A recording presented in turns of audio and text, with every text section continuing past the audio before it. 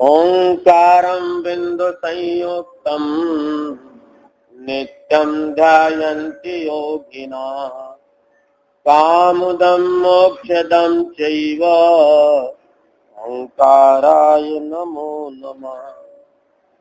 नमः समयसाराय स्वानोच्चाचकासते चित्स्वभावाय भावाय सर्वभावान्तराक्षिणे। उत्तम क्षमा मार्दव आर्जव भाव सत्य शौच संयम तप त्याग उपावह। आकिंचन ब्रह्मचर्य धर्म दस सारः संगति दुख तय काढ़े मुक्ति कर तार।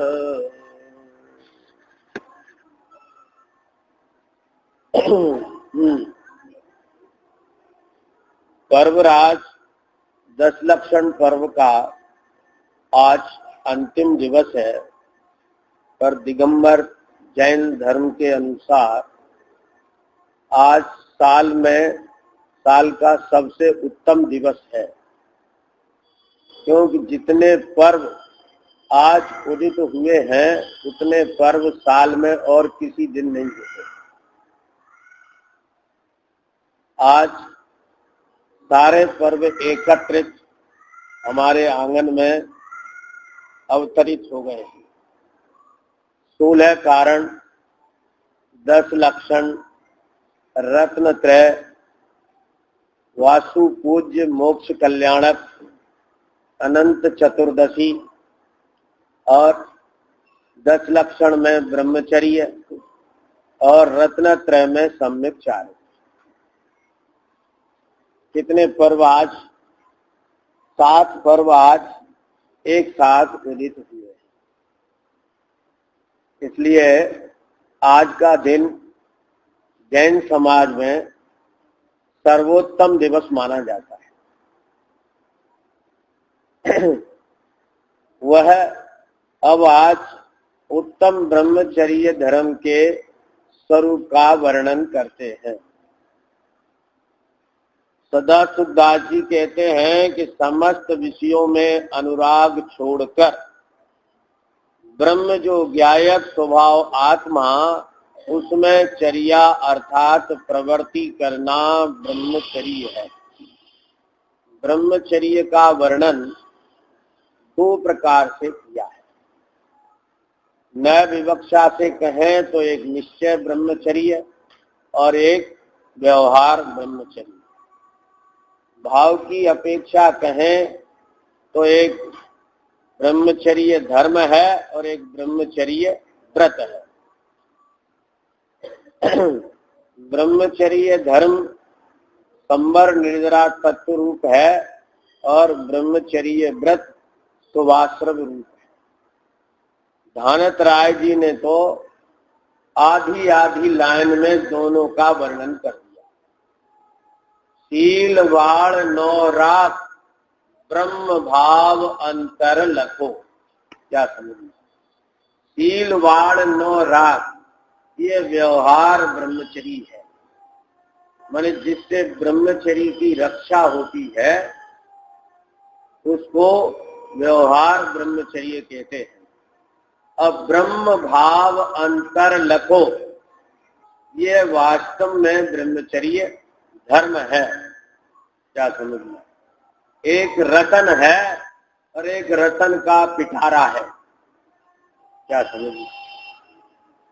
समंत भद्र स्वामी ने कौन सा ग्रंथ लिखा है जो प्रसिद्ध है उनका? रतन करंड श्राव का चार। कुछ लोग तो उसका नाम भी भले प्रकार नहीं लेते, कह देते हैं रतन कांड श्राव का चार। कांड और करंड में बहुत अंतर होता है। कांड कहते हैं घटना को और करंड कहते हैं पिटारे को।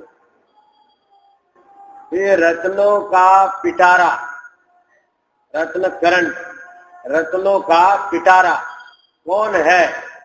कि श्राव का चार। तो मुनि का आचरण वो पिटारा नहीं है, तो वो भी पिटारा है। लेकिन यहाँ जो समंत भद्र स्वामी ने लिखा है वो श्रावक का वर्णन करने के लिए लिखा है, इसलिए उन्होंने रत्न करंड श्राव का 4 लिखा है। समझ में आया ना? तो सीलवाड़ 9 रात, सीलवाड़ 9 रात माने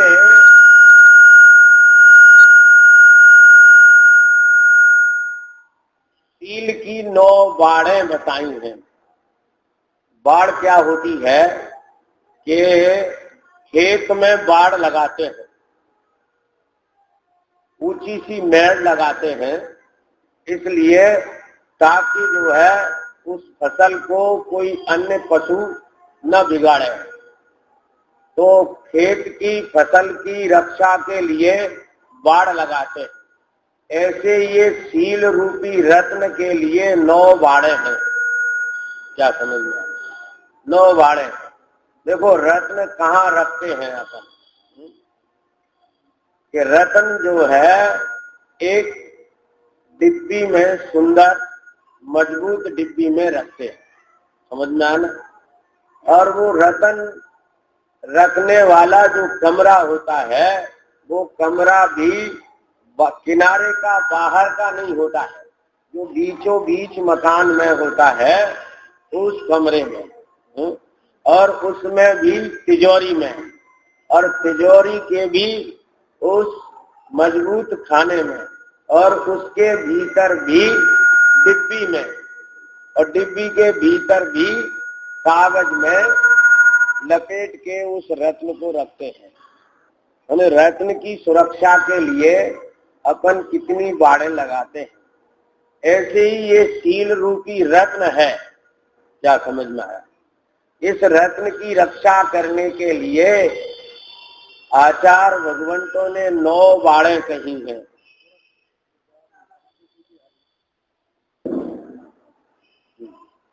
9 बाड़ें कही हैं। अब अपन उन 9 बाड़ की चर्चा करते हैं। प्रश्न 313। यदि सील की रक्षा चाहते हो, उज्जवल यश चाहते हो, धर्म चाहते हो, प्रतिष्ठा चाहते हो। क्या समझ में आया? कितनी शर्तें हैं? सील की रक्षा चाहते हो कि नहीं? उज्जवल यश चाहते हो, धर्म चाहते हो, अपनी प्रतिष्ठा चाहते हो, तो क्या समझ में आया? देखो ये सील की बात, ब्रह्मचर्य की बात केवल मुनि दशा की नहीं है। क्या समझ में आया? ब्रह्मचर्य प्रतिमाधारी की भी नहीं, माने उसकी भी है, अकेली उसकी नहीं। जो गृहस्थ है उसको भी ब्रह्मचर्य की बाड़ की जरूरत है। समझ में आया ना? जैसे जिसको जो है, ऐसा भी कहते हैं एक नारी सदा ब्रह्मचारी, ऐसा भी कहते हैं। उसका कारण क्या है कि अनंत स्त्रियों का परित्याग करना। समझ में आया ना? एक को छोड़ के अनंत का परित्याग कर देना, ये ब्रह्मचर्य है कि नहीं? क्या समझ में? और जिसके त्याग नहीं है उसकी असीमित बंध होता है। उसको जिसको त्याग नहीं है ना, उसको असीमित पाप का बंध होता है। और जिसकी वासना मात्र एक में ही समाहित है तो उसके अनंत का त्याग है। तो अनंत का त्याग होने से वह भी एक ब्रह्मचर्य का पालन है। तो जैसे जो जिनके सर्व त्याग है, ऐसे 7वीं प्रतिमाधारी अथवा मुनिराज, जैसे उनके सबका त्याग है तो वे उन सबके साथ कैसा व्यवहार करते हैं, ऐसे ही सदगृहस्थ भी एक को छोड़ के सबके साथ वैसा ही व्यवहार करना चाहिए। इसलिए इन 9 बाड़ों की आवश्यकता कोई मुनिराज और सप्तम प्रतिमाधारी को ही नहीं, अपने को भी आवश्यकता है इनकी। क्या समझ में आया? तो सुनो ध्यान से क्या कहते हैं कि पहले तो ये समझ लो कि ये सील रतन है, समझ में आया ना, ये रतन है, तब तो आपकी समझ में बात आएगी, इसकी कीमत समझो। क्या समझ, हर विषयों में ही सुख मानते तो इसकी कीमत कहां से आएगी? तो सील की रक्षा चाहते हो, पहली शर्त। दूसरी शर्त उज्जवल यश चाहते हो।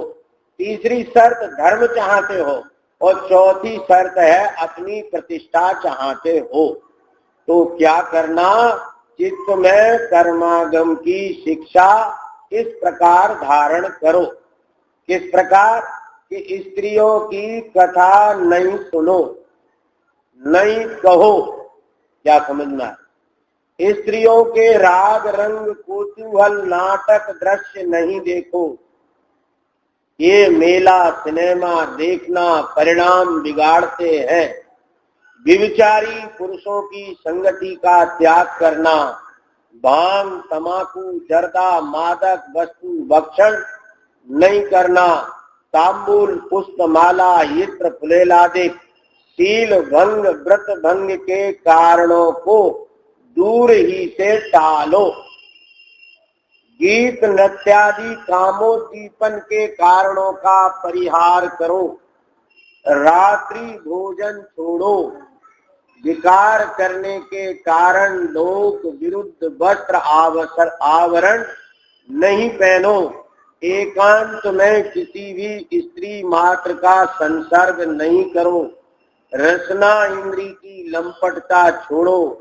जिव्या इंद्री की लंपटता के साथ हजारों दोष आ जाते हैं। क्या समझ में आया?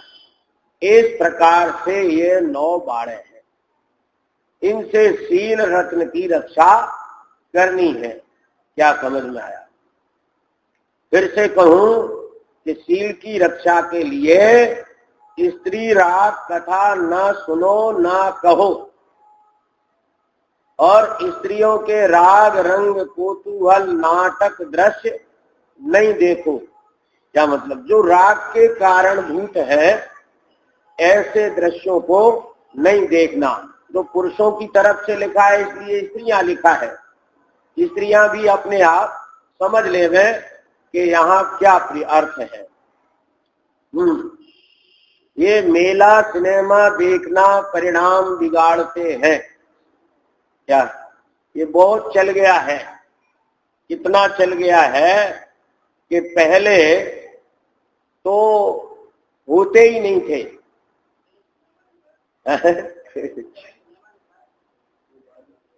ये ज्यादा पुराना नहीं है। ये सदाशिव दास जी ने ये अधिकार स्वतंत्र लिखा है। समझ में आया ना?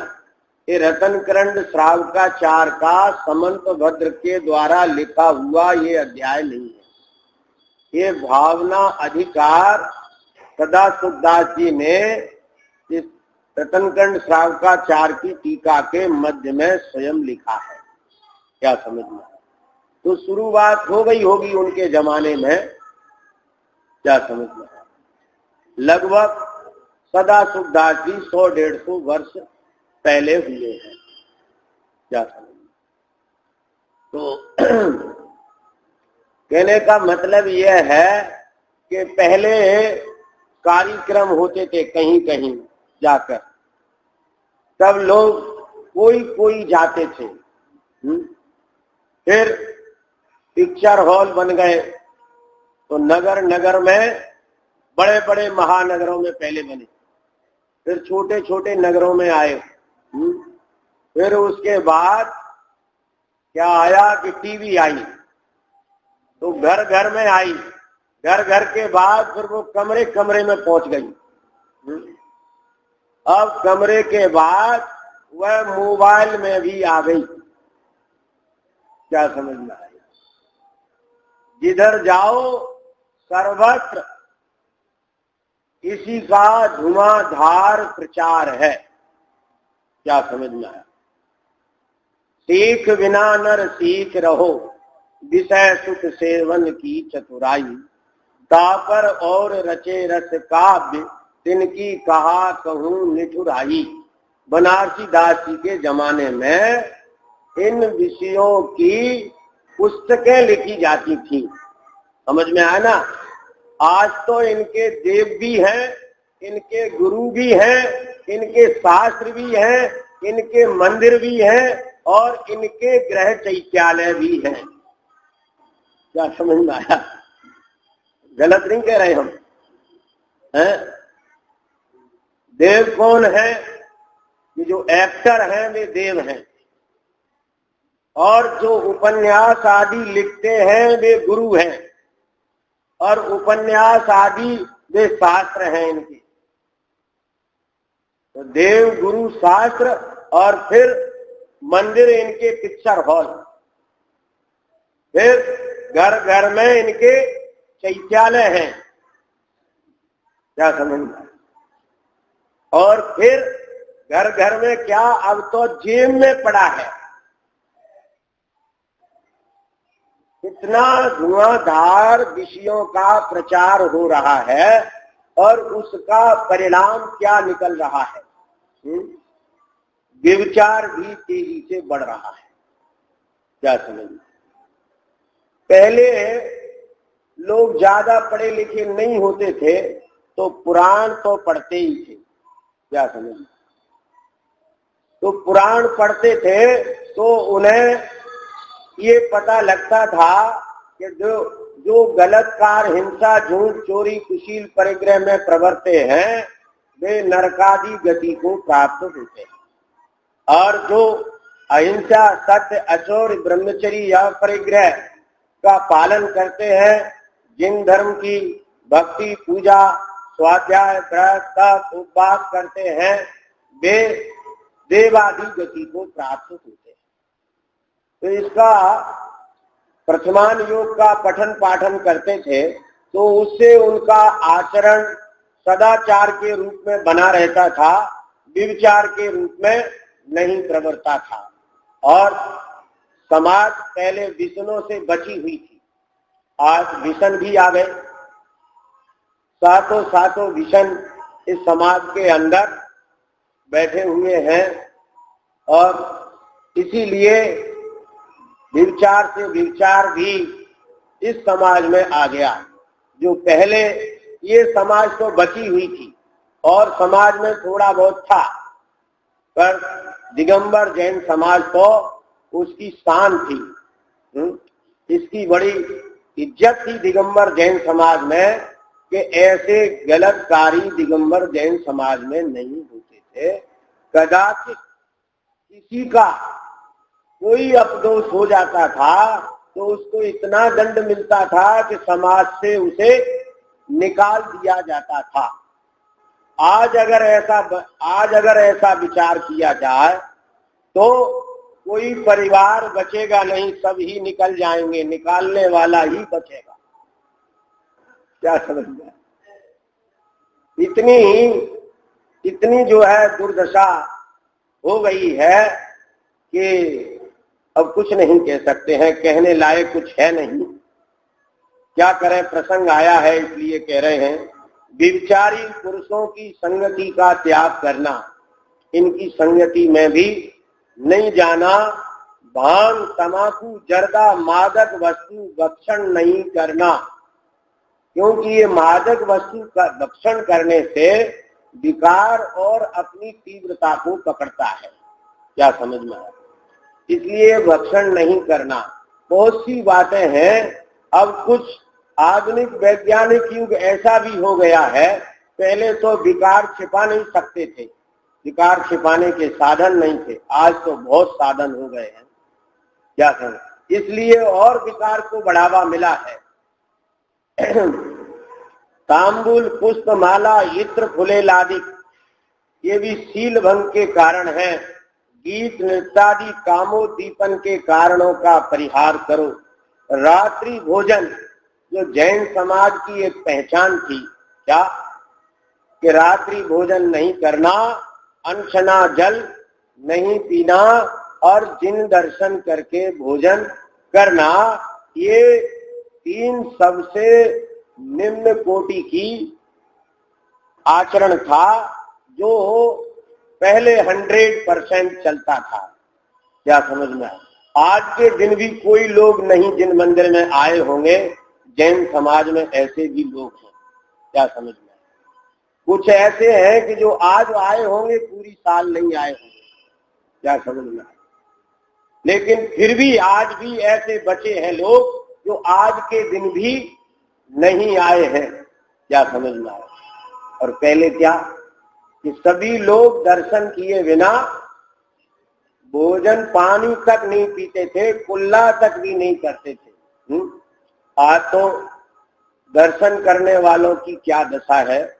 कितने लोग दर्शन करने आते हैं, मैं समझता हूं पुरुषों में तो शायद 25% से ज्यादा नहीं आते। क्या समझना? और भी कम परसेंटेज हो तो हो सकती है, इससे ज्यादा नहीं होगी। महिलाएं भी अब 100% में नहीं रही। क्या समझना? पहले 100% में थी, अब वे भी 100% में नहीं रही। और दर्शन करने के से पहले अब कुछ लोग अन्न को छोड़े रहते हैं, से सब उनको चल जाता है। क्या समझना?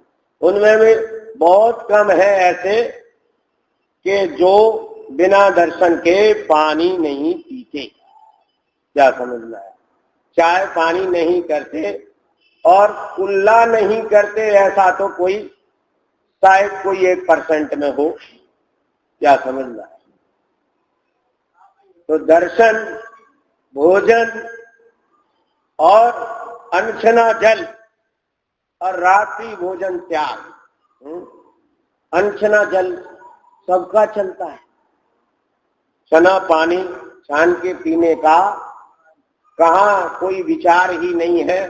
घर में जरूर थैली लग जाती है नलों पर, क्या वो भी उसमें बेचारे सूख जाते हैं। क्या समझ में आया? वो भी सूख जाते हैं उसमें टंगे टंगे। छानने का कुछ विचार है भी नहीं। और घर के बाहर तो कुछ चलता ही नहीं है, सब कुछ चलता है, बाजार का ही चलता है। फिर छना अनछना क्या होता है? सब कुछ चलता है, दिन रात चलता है, कुछ विचार नहीं है। क्या खाना क्या पीना सब कुछ चलता है। दिन में भी चलता है, रात में भी चलता है। पहले तो अधिकांश लोग ऐसे होते थे कि रात्रि में अन्न नहीं खाते थे। क्या समझना? वैसे तो जैन शासन ने तो सभी का त्याग कहा है, लेकिन इतनी मर्यादा तो रखते थे पुराने लोग कि वे रात्रि को अन्न नहीं खाते थे। क्या समझना? आज तो रात्रि के 12-12 बजे दावत होती। क्या समझना? और 98-99% लोग उस दावत में जाने वाले रात्रि के 12 बजे खाते हैं। क्या समझना? उनमें कोई 1-2 ही बचता है जो नहीं खाता है। क्या समझना? क्या दशा हो गई। अब काहे का सील और काहे की रक्षा। जब यही गुण नहीं है, रात्रि भोजन करते हैं, तो रात्रि भोजन हिंसा का कारण तो है ही। क्या समझना? रात्रि भोजन करेगा वो स्वाध्याय भी रात्रि को नहीं कर सकता, उसकी वासनाएं भी प्रबल होंगी, उसका पेट भी खराब होगा। क्यों? तो उसका पाचन क्रिया नहीं होगी, खाएगा और सो जाएगा, तो क्या होगा? विकार करने के कारण लोक विरुद्ध वस्त्र आवरण नहीं पहनो। वस्त्र जो है वो विकार ढकने के कारण होते हैं। हमारे दिगंबर मुनिराज वस्त्र नहीं धारण करते। क्यों नहीं? कि उनके विकार नहीं होते। क्या सर? ग्रस्त निर्विकार नहीं होता, इसलिए वह विकार को ढकने के लिए वस्त्र होते हैं। और जो वस्त्र विकार के कारण है वे वस्त्र नहीं शस्त्र है। क्या समझना है? जो वस्त्र अंग प्रदर्शन करते हैं वे वस्त्र नहीं है, मैंने शस्त्र समझो। वे शील रूपी रत्न को नष्ट करने वाले हैं। ऐसे वस्त्र आभरण को छोड़ देना चाहिए। एकांत में किसी भी स्त्री मात्र का संसर्ग नहीं करना। रसना इंद्री की लंपटता छोड़ो। दिव्या इंद्री की लंपटता के साथ हजारों दोष आ जाते हैं। देखो क्या है, इंद्री किसी ने कहा है अखाड़म रसणी कम्माणम मोहिणी गुप्तेन मणो गुप्ती व्रतम च बंभम च। इंद्रियों में इंद्री रचना और कर्मों में कर्म मोहिनी, गुप्तियों में मनोगुप्ती और व्रतों में व्रत ब्रह्मचर्य, ये अति दुर्लभ है। क्या समझिए? देखो इन रचना इंद्री क्यों कही ऐसी?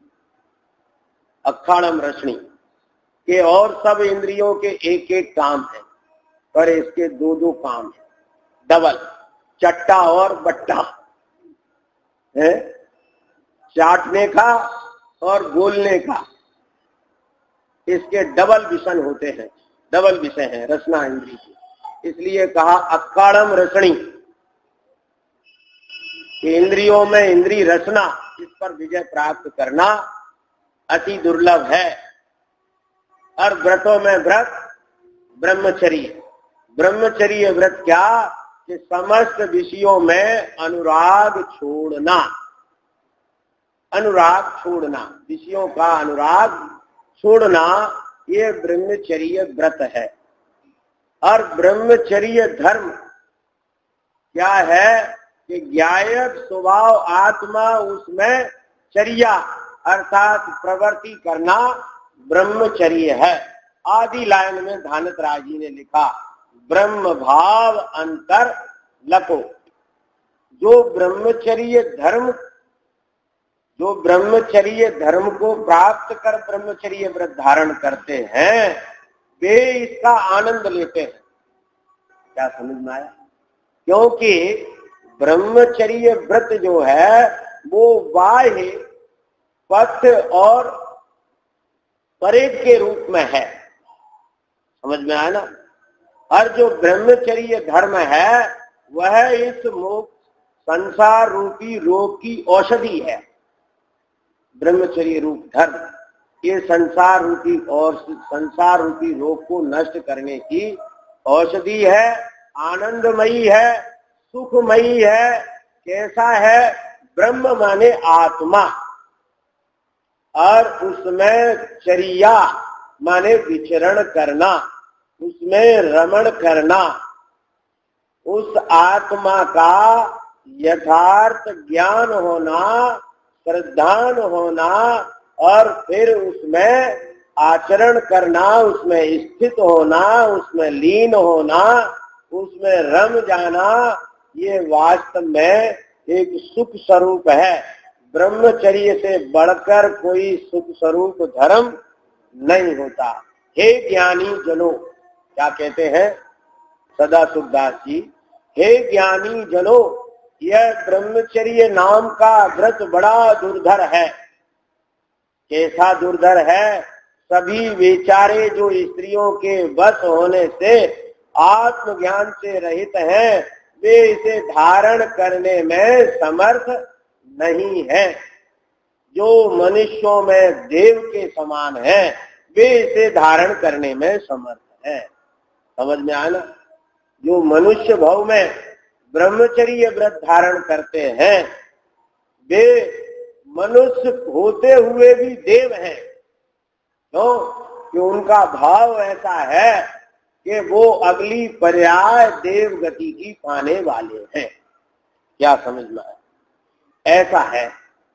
इस भारत भूमि पर आज भी बड़े बड़े उत्तम परिणामी जीव आज भी हैं और बड़े बड़े निकृष्ट परिणामी हैं। क्या समझ में? कैसे कैसे निकृष्ट परिणामी है, इसका दिग्दर्शन तो अखबार कराता ही है। क्या समझ में आया? कि जो इतनी सीमाओं को पार कर गया, पढ़ते और सुनते बड़ा आश्चर्य जैसा लगता है। क्या कि क्या क्या कहें, जिनसे अपने खून के संबंध हैं उनसे भी ये भोगी जो है व्यभिचारी, उनको भी नहीं छूटता। बहन, पत्नी के वो क्या नाम, बेटी, यहाँ तक और तो और आज तो बच्चों के भी बलात्कार सुनने को मिलते हैं। क्या इतना अधम प्राणी आज का हो गया कि जिसकी क्या कहें। लेकिन ऐसे अधम प्राणी इस काल में है, लेकिन आज ऐसे उत्तम प्राणी भी हैं क्या, कि जो बाल ब्रह्मचारी हैं। आज भी ऐसे महापुरुष इस भरत क्षेत्र में हैं कि जो बाल ब्रह्मचारी, इन्होंने युवा अवस्था में ही इस ब्रह्मचर्य व्रत को पालन किया है। क्या कितनी अधोता और कितनी उच्चता इस काल में भी है। तो क्या कहते हैं, इसलिए कहते हैं कि जो मनुष्यों इस व्रत को जो धारण करते हैं मनुष्यों में देव के समान है, और जो ऐसे नीच वृत्ति का परिणमन करते हैं वे इस मनुष्य में होते हुए पशु नहीं नारकी जैसे हैं। क्या समझ में आया? और नारकियों में क्या होता है, वासना होती है, भोग नहीं होता। क्यों नहीं होता? नारकी सब नपुंसक होते हैं। कौन होते हैं? नपुंसक होते हैं। क्यों? कि यहाँ उन्होंने अनीति पूर्वक विषय सेवन किया है, तो वहां वो लोहे की तप्त स्त्री बनाकर उसके शरीर से चिपकाते हैं। क्या समझ में आया? कि भोग तो भोग ना ज्यादा समझता था ना अच्छा इसमें सुख क्या है। ऐसी वहां वो तप्त स्त्री के साथ स्पर्श की वेदना भी हजारों बार, लाखों बार कहें कि असंख्यात बार कहें, ऐसी वेदना सहन करनी। इन भोगों के का कितना दुष्परिणाम है, अपन इसको जरा समझे।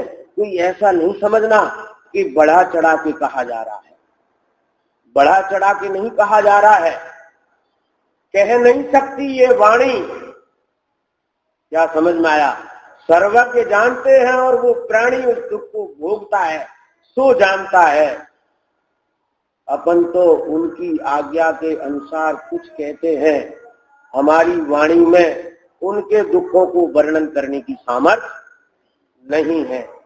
सर्वज्ञ ही जानते हैं और वे भोगते हैं। अपन ने भी एक बार नहीं अनंत बार भोगा है, पर स्मृति ज्ञान नहीं है। क्या अन्य रंग विषयों की लालसा के धारक ब्रह्मचर्य धारण करने से करने में समर्थ नहीं है। ये ब्रह्मचर्य व्रत महादुर्धर है। जिसके ब्रह्मचर्य होता है उसे समस्त इंद्रियों का कसायों का जीतना सुलभ होता है। एकमात्र स्पर्शन इंद्री के विषय त्याग का नाम ही ब्रह्मचर्य नहीं है। क्या समस्त इंद्रियों का कसायों का जीतना ब्रह्मचर्य कहलाता है। ख्याल में आया ना? जैसे न आचार्य ने समय सार की चौथी गाथा की टीका में काम भोग बंद कहा, ये सुलभ है, ऐसा मूल गाथा में आया है। इस जीव ने एकत्व विभक्त आत्मा की बात सुनी नहीं, इसलिए दुर्लभ है। और काम भोग बंद की कथा सुनी है, परिचय में आई है, अनुभव में आई है, और इसका परस्पर आचारत्व भी किया है, इसलिए यह सुलभ है। इस गाथा की टीका में जयसेन स्वामी ने काम का अर्थ किया स्पर्शन रचना, और भोग का अर्थ किया है घ्राण, चक्षु और करण। इस प्रकार काम भोग में उन्होंने पांचों इंद्री के विषयों को ग्रहण किया है, एक ही इंद्री के विषय को नहीं। क्या समझ में? फिर भी स्पर्शन इंद्री पर ज्वाला जोर दिया है। उसका कारण यह है कि स्पर्शन इंद्री जो है वो कैसी है कि उसका प्रभाव काल की अपेक्षा भी अखंड है, द्रव्य की अपेक्षा भी अखंड है, क्षेत्र की अपेक्षा भी अखंड है, भाव की अपेक्षा भी अखंड है। देखो, ये आंख, नाक, कान और जिह्वा, ये चारों इतने क्षेत्र में है। और स्पर्शन इंद्री पूरा शरीर स्पर्शन इंद्री का है। क्या समझ में? पूरे शरीर से स्पर्श रस गंध स्पर्श का ज्ञान होता है। क्या समझ में? तो पूरा शरीर स्पर्शन इंद्री है। इन चार इंद्रियों में भी वह व्याप्त है, इसलिए वह क्षेत्र से अखंड है। और देखो, इसको तो अपन रोक भी सकते हैं। कैसे? नहीं देखना तो आंखें बंद कर लो, नहीं सुनना तो कान बंद कर लो, नहीं बोलना तो मुंह बंद कर लो, नहीं सूंघना तो नाक बंद कर लो। पर स्पर्शन को बंद करने का कोई तरीका नहीं है। क्या समझना? गांधी जी की बंदर जैसी है, बंद कर सकते हो आप, लेकिन स्पर्शन को नहीं। ये इंद्री स्पर्शन इंद्री जो है अनादि से है। कब से है? अनादि से है। यह शेष चार इंद्रियां अनादि से नहीं है। क्यों नहीं है? कि अनादि से यह जीव निगूढ़ में है और वहां मात्र एक इंद्री होती है, इसलिए स्पर्शन इंद्री अनादि से है। रसना इंद्री दो इंद्री जीव के होती है और तीन इंद्रियां स्पर्शन रसना घ्राण तीन इंद्री जीव के होती है और चार इंद्री जीव के स्पर्शन रसना घ्राण और चक्षु और पांच इंद्री जीव के स्पर्शन रसना घ्राण चक्षु और कर्ण। इस प्रकार पांच इंद्रियां होती है। तो इसका काल भी अखंड है। अभी तक जो है कभी भी स्पर्शन इंद्री के बिना ऐसे कोई भी पर्याय नहीं मिली है। और स्पर्शन इंद्री वाले आत्म द्रव्य कितने हैं? शेष चार इंद्री वाले आत्माओं से अनंत गुणे हैं। क्या समझ में? और सिद्ध भगवान भी अनंत हैं, उनसे भी अनंत गुणे हैं स्पर्शन इंद्री वाले जीव। क्या समझ? इसलिए यह द्रव्य से भी अखंड है और भाव से भी अखंड है।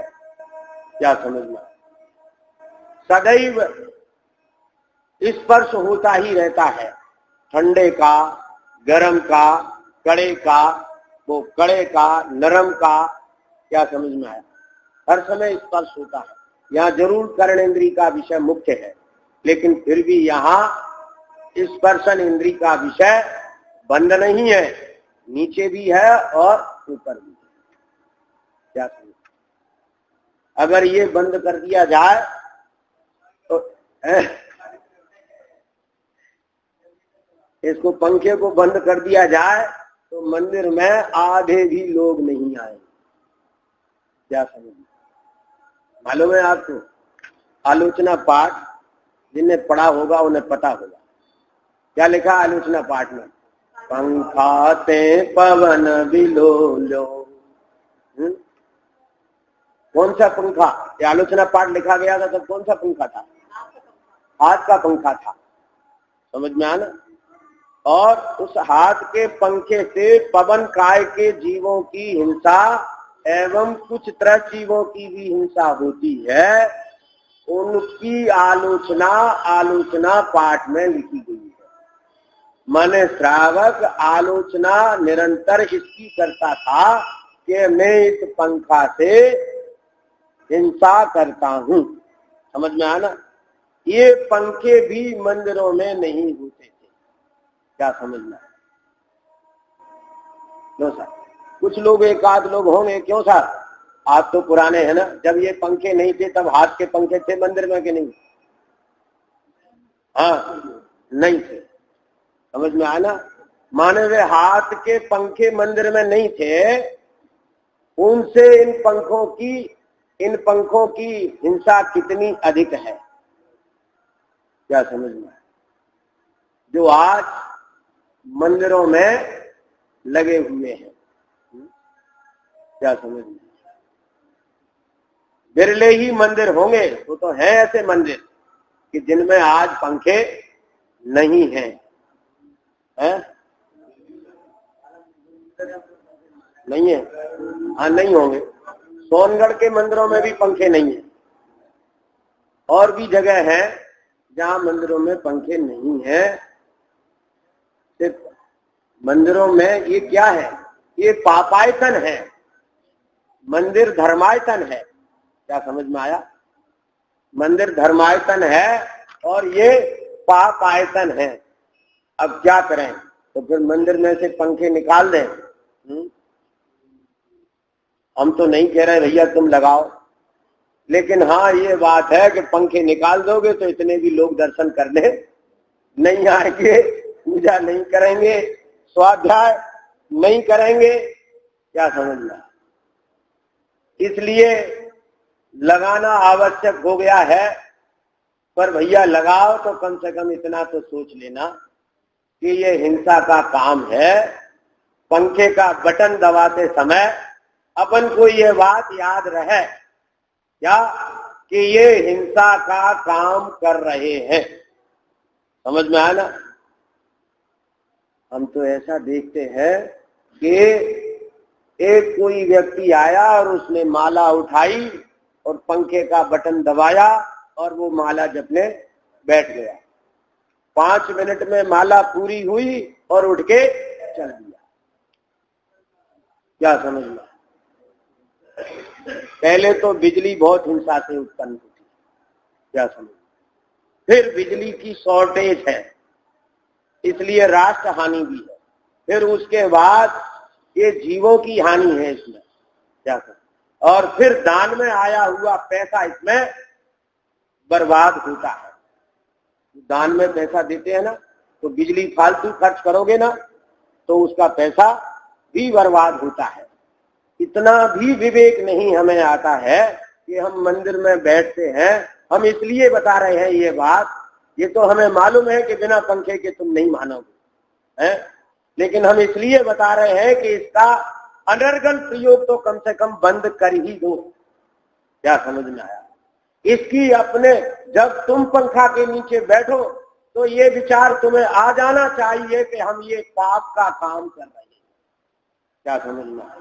इतना विचार तो आना चाहिए कि इतना भी विचार नहीं आता, पंखा खोले और चल दिए, हैं? क्या समझ में? जरूरत है 2 की और चलते हैं 8-8। लाइटें भी इसी तरह जलती हैं, सब में हिंसा होती है। जितना भी हो उतना कम से कम करना चाहिए। क्या समझ में? तो स्पर्शन इंद्री का भाव जो है वो निरंतर चलता रहता है। देखो आप, खंड खंड और अखंड की बात। जब भरत चक्रवर्ती 6 खंड की दिग्विजय के लिए निकलते हैं, समझ में आना? और चक्रवर्ती के अलावा तीर्थंकर भी चक्रवर्ती हुए हैं। शांतिनाथ, कुंठनाथ, हरनाथ चक्रवर्ती, ये 6 खंड की दिग्विजय करते हैं, पर एक खून की बूंद नहीं टपकती। क्या समझ में आया? 6 खंड की दिग्विजय करते हैं, चक्रवर्ती होते हैं, शक्ति का कोई माप नहीं है। शक्ति कितनी कि एक बार ऐसे लोग कहने लगे कि लड़ते हैं हम और नाम होता है भरत का। भरत ने ये बात सुन ली तो भरत ने क्या किया? उंगली टेढ़ी कर ली। उंगली टेढ़ी कर ली तो वो उंगली टेढ़ी हो गई, कैसे सीधे हो? तो पहले इसके लिए वैद्य बुलाए गए। उन्होंने अपना उपचार कर लिया पर उंगली सीधी नहीं। उंगली क्या करें कि ऐसा करो कि इसमें रस्सी बांधो, रस्सी लगाओ और पूरी सेना बुलाओ, पूरी सेना, और वो पूरी सेना इस रस्सी को पकड़कर खींचे तो उंगली सीधी हो जाए। तो जो है वो पूरी सेना लग गई, पर भरत की टेढ़ी उंगली को सीधी नहीं कर पाया। समझ में आना, इतनी शक्ति होती है एक चक्रवर्ती में, है? मालूम है आपको, 900 गाय का दूध अकेला चक्रवर्ती उसकी खीर खाता है। हाँ, 900 गाय के दूध का अकेला एक चक्रवर्ती खीर खाता है, और उस खीर को पटरानी भी नहीं पचा सकती। क्या समझना, कैसे खाता है मालूम है? 100 गायों के 9 ग्रुप होते हैं, तो पहले ग्रुप की गाय का दूध दूसरे ग्रुप की गाय पीती है, और दूसरे ग्रुप के गायों के दूध को तीसरे ग्रुप की गाय पीती है। इस तरह जो है अंतिम जो 9वां ग्रुप है, उस ग्रुप से जो निकाला जाता है दूध, और उससे मेवा डाल के और घोंट घोंट के उसकी खीर बनती है, उसको चक्रवर्ती पचा सकता है, दूसरा कोई पचा सकता नहीं है। और उस चक्रवर्ती को मलमूत्र भी नहीं होता। क्या समझ में? ऐसी उसकी असाधारण पाचन शक्ति होती है। क्या समझ में? इतनी ताकत उस चक्रवर्ती में है, उससे कौन लड़ने को तैयार होता है? शहखंड की दिग्विजय करने चल दिए भरत, तो क्या होता था? बहुत सी जगह तो लोग आपो आप उन्हें अपना चक्रवर्ती राजा स्वीकार करके जिनके शरण में आ जाते थे। समझ में आना? और बहुत सी जगह वैराग्य हो जाता था। क्या वैराग्य हो जाता था? तो वो भरत जाकर उनको नमन करता था। जिनको वैराग्य नहीं होता था वे भरत को नमन करते थे, और जिन्हें वैराग्य हो जाता था कि दिग्विजय करने के लिए भरत आया, अरे इस राज का क्या होगा, तो भरत को नमन नहीं करते थे, भरत उनको नमन करता था। क्यों? कि हम 6 खंड की दिग्विजय करने के लिए निकले, इन्होंने अखंड पर विजय प्राप्त की है। क्या समझ में? इसलिए अखंड के विजेता वे वीतरागी दिगंबर मुनराजों के शरण में वह भरत भी अपना मस्तक झुकाता है और कहता है कि भरत अभागा है, आप धन्य हो, आप महाभाग्यवान हो, जो आपको ऐसे भाव उत्पन्न हुए। क्या समझ में आए? उन्हें सकल व्रती बड़ भागी, भव भोगन ते बैरागी। क्या समझ में आया? आप बड़भागी हो, हम अभागे हैं। चक्रवर्ती कहता है हम अभागे हैं। ऐसी उसकी ज्ञान वैराग्य शक्ति थी चक्रवर्ती की। लोग कहते हैं कि 6 खंड का अधिपति और 96,000 रानियों का पति, कैसा घर में बैरागी? ऐसा बैरागी था है? कि रानियों के हृदय में भरत था और भरत के हृदय में चैतन्य परमात्मा था। क्या समझ में?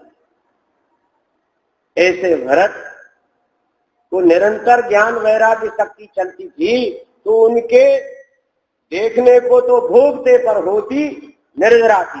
इसीलिए तो समय सार में आचार्य कुंद कुंद देव ने लिखा कि ज्ञानी के भोग निर्जरा हेतु। क्या समझ में?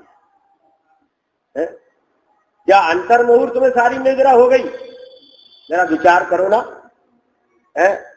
मुनि होकर वे अंतर मुहूर्त ही तो रहे ना, और उसके बाद केवली हो गए। तो क्या अंतर मुहूर्त में इतनी निर्जरा हो गई? अरे उनकी निर्जरा पहले से चालू थी। क्या समझ में आया? वे बाहर से वैरागी नहीं थे, अंतर से वैरागी थे। इनके वैराग की चर्चा देवलोक में हुई, तो उन्होंने कहा कि कैसा वैरागी है, 6 खंड का अधिपति और 96,000 रानियों का पति। समझ में आया ना? 96,000 तो उनके हमेशा रहती थी। बहुत सी रानियां आर्का की दीक्षा लेकर चली जाती थी, जो वृद्ध होती थी, जो वृद्ध हुई और वे आर्का की दीक्षा लेकर चली जाती थी, और रानियां विवाहित हो जाती थी। क्या समझ में आया? और वे भरत कैसे बैरागी, तो वो उसको एक तेल का कटोरा भर के पकड़ा दिया और साथ में क्या सिपाही लगा दिया, क्या कि अगर जो है ये तेल की बूंद गिर गई है तो क्या प्राणदंड मिलेगा। जाओ देख लो जाके सारे रणवास को। वो पूरे रणवास को देख के लौट के आया, पूछा उससे, तुमने देखा हमारे रानियों के महल देखे? महाराज हमने तो कुछ नहीं देखा। क्या देखा? एक कटोरा।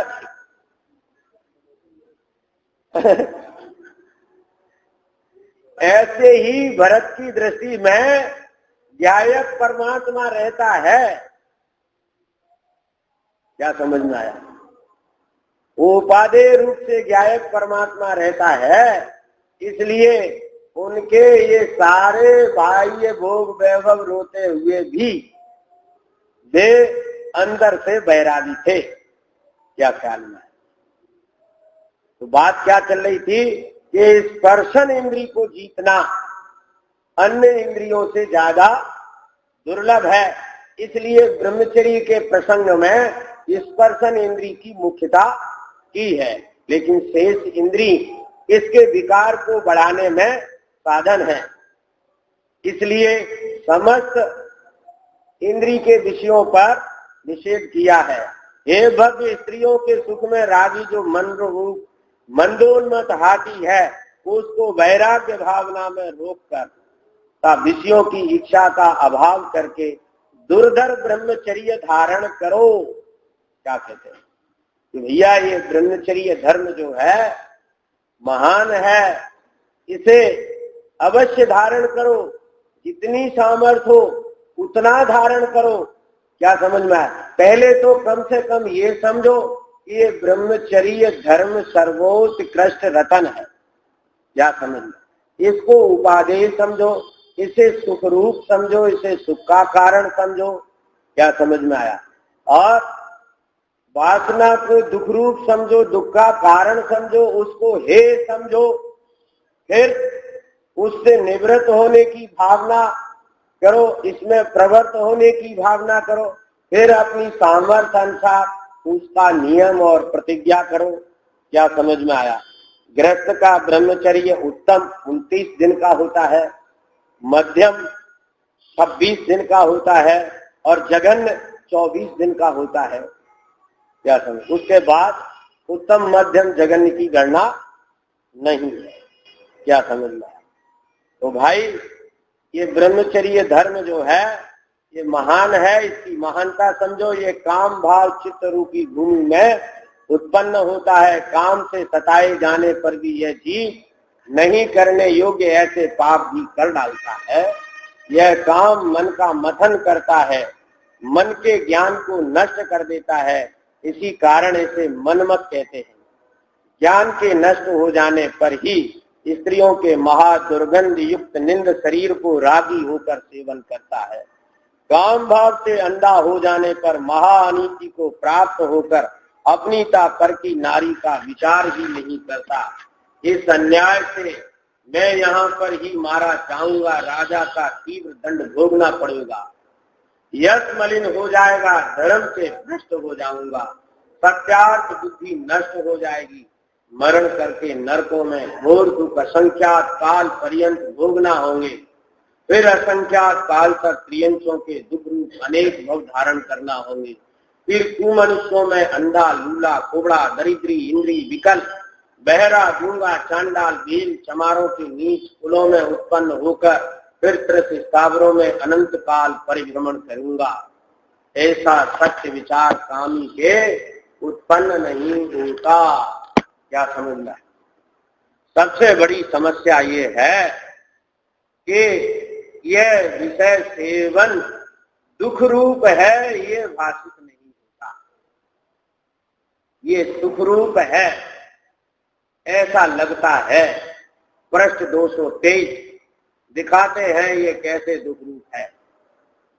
यहाँ कोई कहता है कोमल अंगों की धारा की स्त्रियों के अंग के स्पर्श से रति सुख उत्पन्न होता दिखता है, दुख रूप कैसे कहा?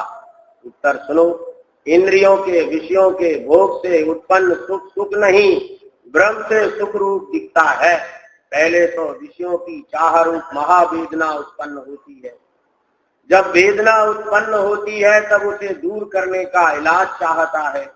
जैसे शरीर में चमड़ी मांस खून जब विकार रूप हो जाते हैं तब उत्कट खास हो जाती है, फिर नाखून से ठीकरी से पत्थर से अपने शरीर को खुजाता है।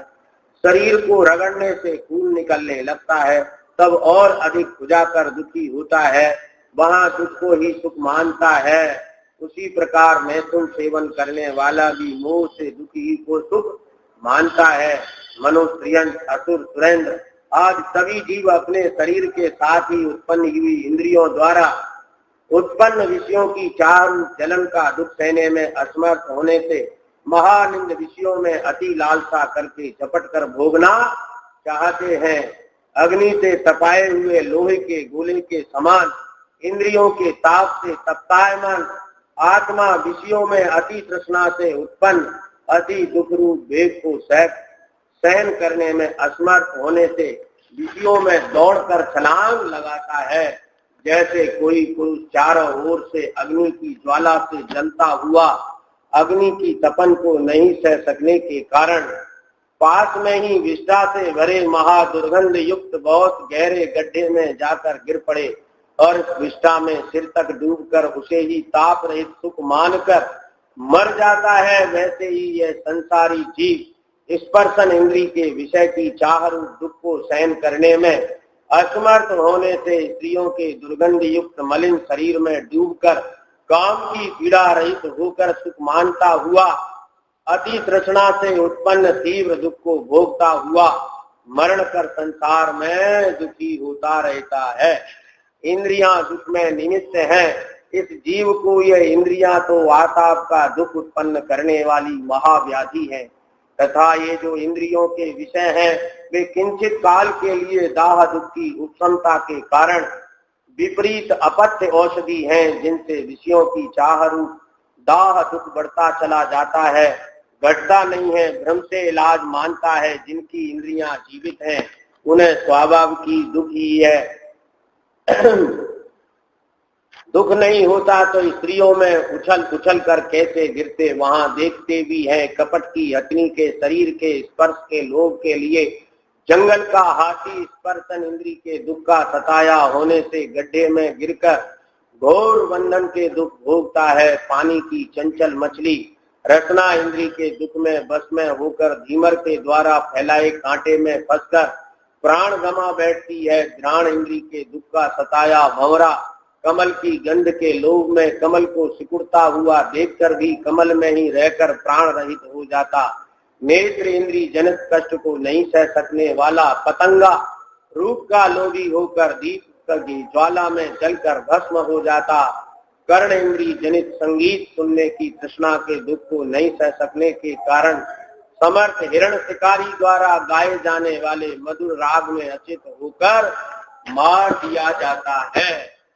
क्या सुनो नीचे का पैराग्राफ। इस संसार में इंद्रियों से केवल दुख ही है।